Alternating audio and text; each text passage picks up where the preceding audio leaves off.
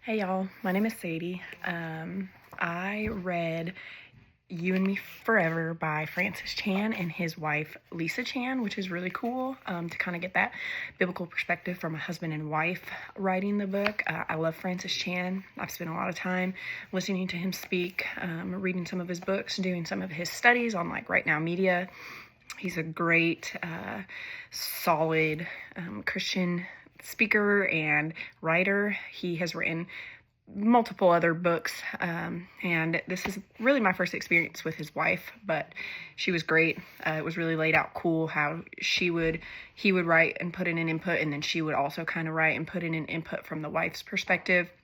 And it really gave that broad understanding. They also have, that goes along with it, the workbook that you can do. I didn't have time through this reading to sit down and do the whole thing, but I did buy it, and I'm planning to go through it and do the workbook alongside of it because I did so much enjoy this book that I would like to go through with this book and look at maybe more of the practical side of it. I haven't looked through this a whole lot to know, but I think it's makes it a much more personal when you go through it with this. So yeah, I have both of them. I plan to do both of them. This one though is still really cool how it's laid out, because at the end of each chapter it has a do something section. I don't know if you can see that, where it kind of gives you some practical ways to apply what that chapter had, and ways to like, what's the word I'm looking for? Meditate and kind of look at yourself, look at your heart, and see, where we may need work in these certain areas, or how we can, get our focus back on the right things within our marriage. And so the premise of this book, really, the main idea kind of is we tend to focus on the wrong things within our marriage specifically, and within our families. We look to marriage for happiness, which we've talked about in this class, and heard a lot of just in these short couple weeks. And there's one section in here that he talks about how, we should prioritize our lives, and we often have a tendency to put our marriage or our spouse ahead of God, or we look to that for it. And really it talks about how, I can try to show you here, it has like a list. It says 1, God, 2, family, 3, friends, 4, work, 5, possessions. And he talks about how it really needs to look different than that. It needs to be number 1, God, with this huge separation between everything else in God. Like God needs to be at the top for everything. And so really this, this whole book is just really going through specific ways of how we, our marriage needs to be in line with the mission of God. First he says, we need to worship God, not our marriages, which is important. So he talks about how, everything we do needs to flow through that worship of God, and then that'll be reflected in our marriage. Our marriage should play a role in his mission. And there's one quote that I wrote down here that says, we should paint such an attractive, We should paint such an attractive picture of marriage that it causes people to long for the coming marriage with Jesus. So they talk very in depth about how our marriage for the mission of God should attract people to what Jesus has in store for us. And then he talks about fighting with Jesus means living humbly and serving our partner. We should face our arguments humbly. He just talks about how we're so often led by our selfish desires, and how when we come in these disagreements and these struggles within our marriage, we need to face those humbly.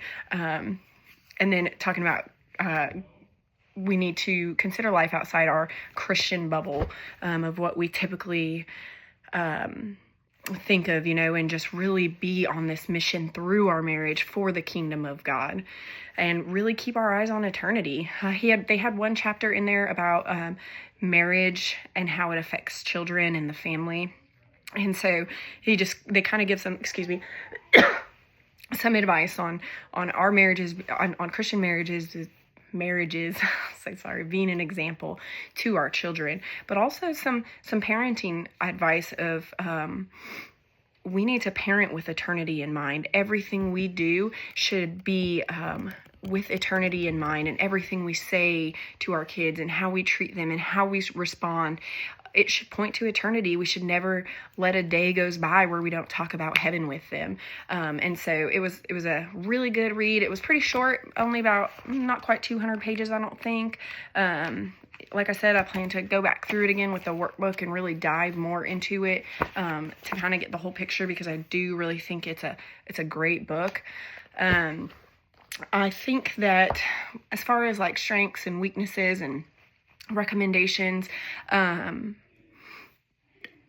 think it's a great book for those who are married or soon to be married, who are already in the Christian faith. I think that any age, no matter how long somebody's been married, no matter if they are just now getting married, doesn't really matter. I think that any Christian couple should do this book and should read through it, and even probably do it with your spouse. I don't think that it really is just a conviction of refocusing your heart right back on the Lord, where it needs to be, and remembering that our partners can't ultimately fulfill us in a way that only God can. And so I think, like I said, I think it's great for people who are already married, no matter your age, no matter how long you've been married. My husband and I have been married for almost 15 years. And when I read through it, I was like, oh, okay, feeling the conviction, and talking to him about it and reading him some of the things. And I also think those who are entering into marriage, it'd be a great starting foundation point.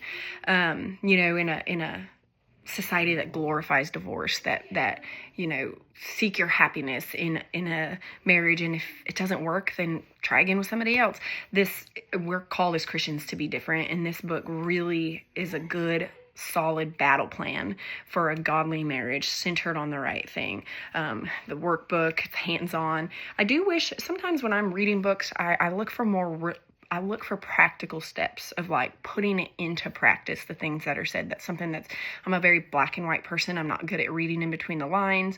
And so I'm very like, tell me exactly how to do these things. And so I do think, and I'm hoping the workbook will make up for some of that. Because I'm really I'm just somebody who needs like practical steps. Also, if you can hear my kids in the background yelling, I'm very sorry. Just bear with me. So I do think that I wish maybe it had a little bit more practical application of like examples of what certain things look like. If somebody came for counseling, marriage counseling, that's not in the Christian faith, I don't know if this would be the best starting point for them, just because most of it is talking about already being in a relationship with the Lord. But for the most part, I really think that anybody could benefit from reading this, whether you want to get married in the future, whether you're already married, whether you've been married for 50 years. I think it's a great battle plan for recentering your marriage back on the Lord, how it needs to be, and really living out your marriage as a mission for God versus in some fulfillment for ourselves that we often look for. So that was my book. It was a great book. I could go on more, but I will stop it here. I appreciate y'all watching. Thanks.